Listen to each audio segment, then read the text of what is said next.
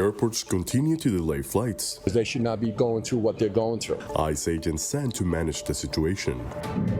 The Senate motions forward on a vote confirming the next Secretary of Defense.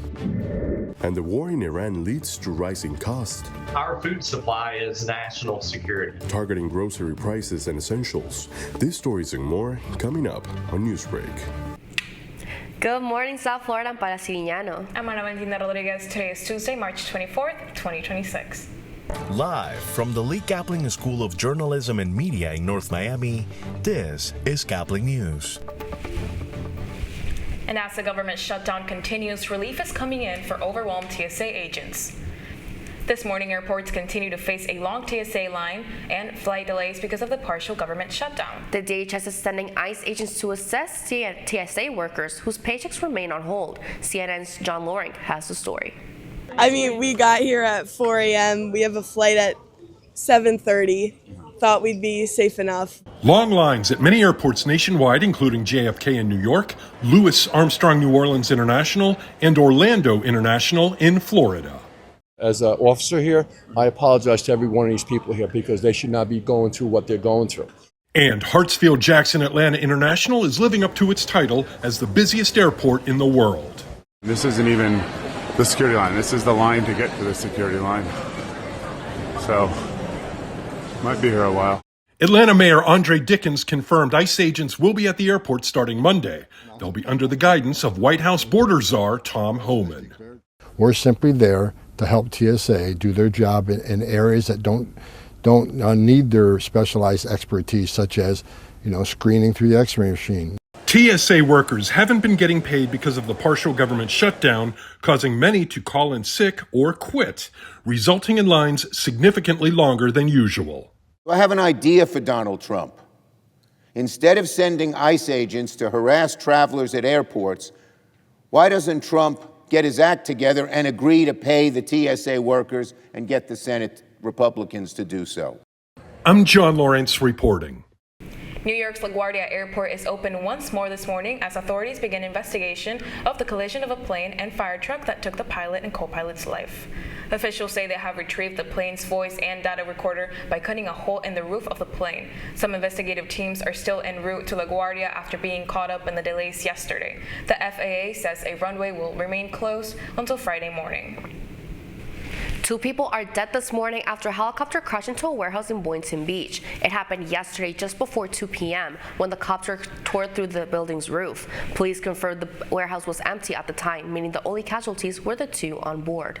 Upon arrival, we did find one small helicopter inside one of the buildings that crashed through the roof. There were no survivors. Authorities have not yet identified the cause of the crash. Israel continues to strike both Iran and Lebanon, but Prime Minister Benjamin Netanyahu says an agreement is possible. Yesterday, Netanyahu praised President Trump and said the U.S. military assistance is a key factor in settling the conflict. President Trump believes there's an opportunity to leverage the significant achievements we have made with the U.S. military in order to achieve the war's objectives through an agreement that will safeguard our vital interests. The Israeli Prime Minister also claimed Israel had recently killed 2 nuclear scientists and suggested further operations were coming. Oklahoma Senator Markwayne Mullin will serve as the next Secretary of the Department of Homeland Security. The confirmation of Mullin comes less than 3 weeks after the removal of the previous Secretary, Kristi Noem. Mullin addressed in his confirmation that he plans to change how ICE is deployed around the nation, including the need for judicial warrants before entering private property. The Defense Department is making changes to how journalists work at the Pentagon following a court loss over its media policy. The New York Times reports that a workspace for journalists will close, with reporters moving outside the building. They would need escorts inside. The changes follows a ruling against the Pentagon's media policy after some outlets refused to sign a required pledge. The Defense Department says it plans to appeal. The conflict in Iran continues to drive up grocery prices across America, and experts warn they may go even higher. CNN's Jen Sullivan has all the details. Grocery bills continue to rise. A family of 4 now spends between $1,000 to $1,600 on food every month, according to the U.S. Department of Agriculture. And farmers say those prices could go even higher. They're facing surging costs that will likely be passed on to consumers. Our food supply is national security. Kevin Maynard is a soybean and corn farmer in Missouri. been farming since 1982. Soybeans are used in a variety of products like animal feed, food, and bio. We can plan and we can make the best decisions that we can, but it's all subject to Mother Nature and the cost of inputs. By inputs, he means things like labor, machines, seeds, and fertilizer. The war with Iran has caused vast disruption to the world's oil supply.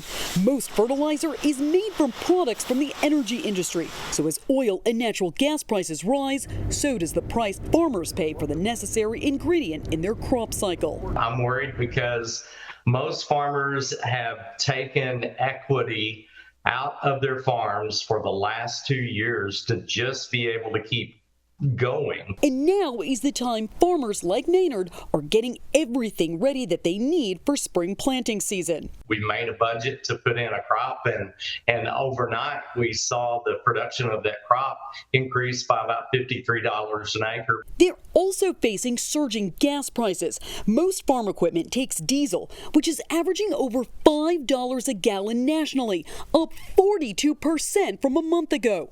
The American Farm Bureau Federation sent a letter to the White House recently urging the Trump administration to take immediate action and warned food prices could go back to 2022 levels when inflation reached 40-year highs. And farmers like Maynard will be forced to make tough decisions. We just can't go any further, and that's the sad part. Maynard says many farmers will raise their prices, and that could mean higher prices at the grocery store. For Consumer Watch, I'm Jen Sullivan. Chaos on the streets after a truck was spotted carrying what appeared to be missiles on a Florida interstate near Tampa. According to the Florida Highway Patrol, the driver of the truck was pulled over and questioned, following several 911 calls from concerned drivers. But as it turns out, the missiles were actually plastic props used for show. The driver of the truck, now referred to as Rocket Man by authorities, was advised to find a better way of transporting the props.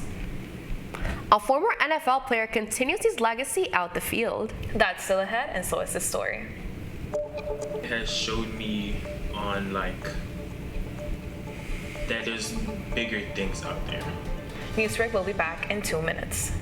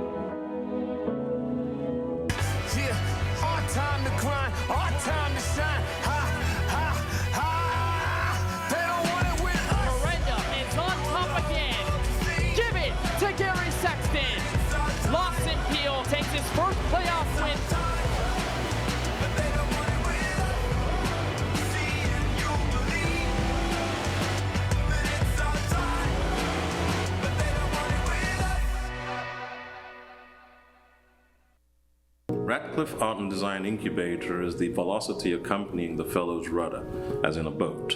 Unless there is movement or action, the planned direction is of little consequence. We encourage the creative ideas into action, and from the experience of doing, we critically assess the feedback, adjust, and set out to rediscover the potentialities of an entrepreneurial mindset.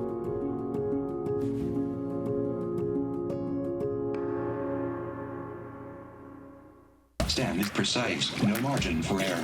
Dare to forget that. Dare to have fun with it. Get weird with it. Dare to send those old STEM theories flying past the neighbor's house into outer space. Dare to program something internet-breaking, record-breaking. Dare to blow their minds. Dare to learn the difference between sedimentary and metamorphic rock. Go find those rocks. Dare to keep daring. Dare to STEM. Check out She Can STEM to get started.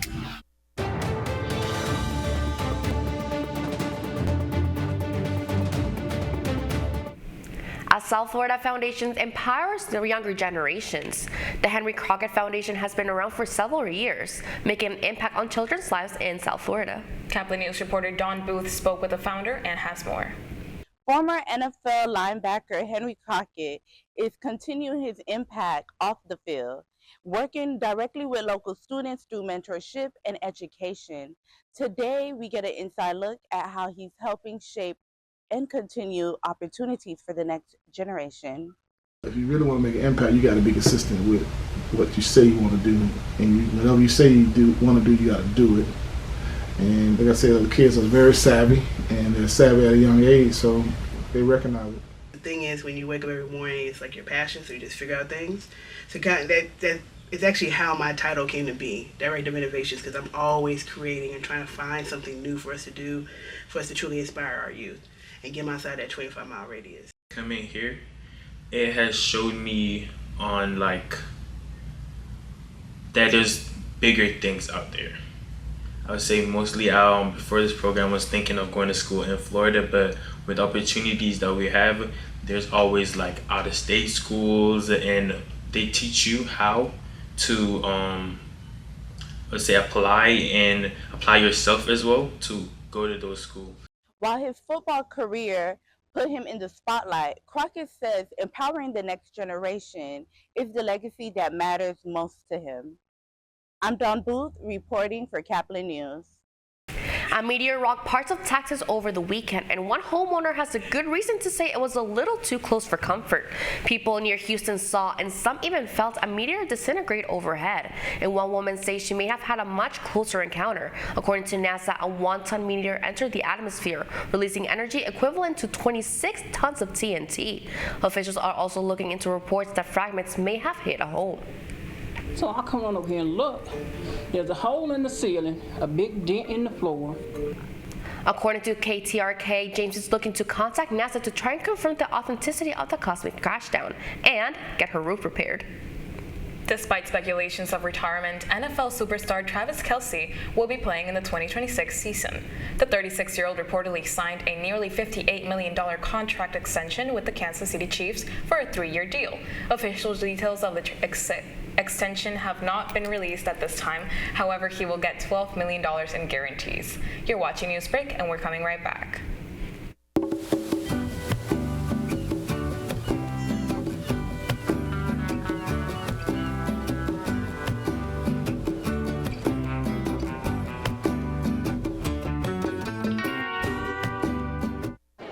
The black truck?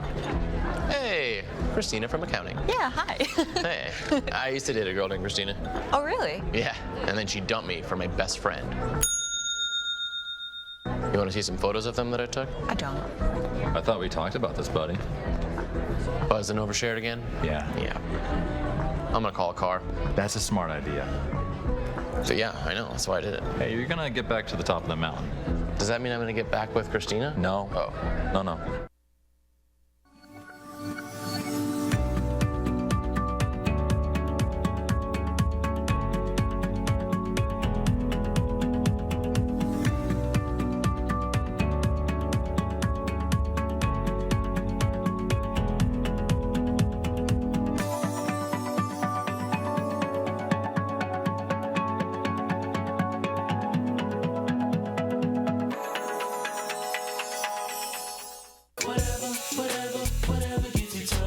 There are a lot of ways to reach out to a friend about their mental health.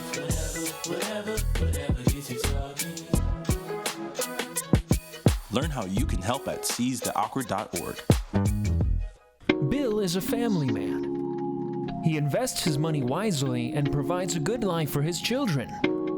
Just one problem. He often opens emails from senders he doesn't know, and his computer is not password protected.